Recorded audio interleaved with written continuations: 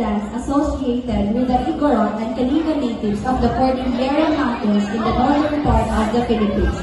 The Sali-Dumay are sweet melodies and expressions of gratitude, serving as indicators of acceptance or rejection. The lyrics of the song plays an important role in the lives of young people of courtship age. This is the purple team representing the Sali-Dumay dance of Igorot.